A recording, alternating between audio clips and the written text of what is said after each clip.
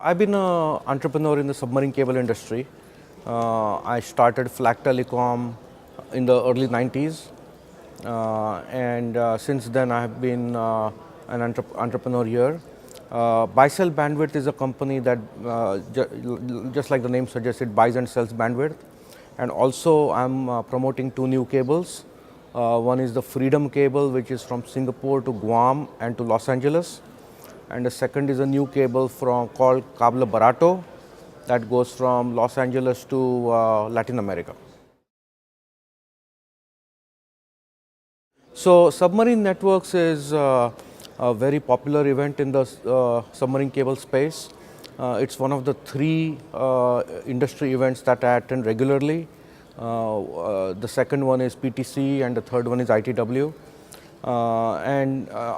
I think the most important thing for me was to meet all the people in Asia and also to learn new things that are coming up in the industry.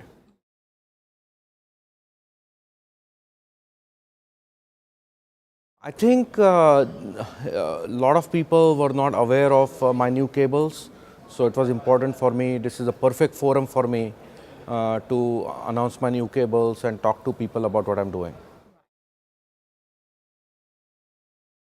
I think it's phenomenal. I mean, you guys are putting together a really good show.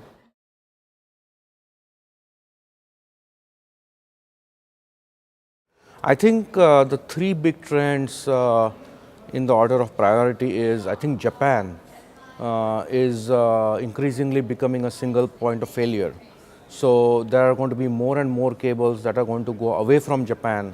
So for example, the cable I'm building from Singapore to US, which does not go through Japan. The second trend I see is China is becoming, it's already a big market and it's going to become even bigger. So I can see more cables going to China just because of their internal requirement.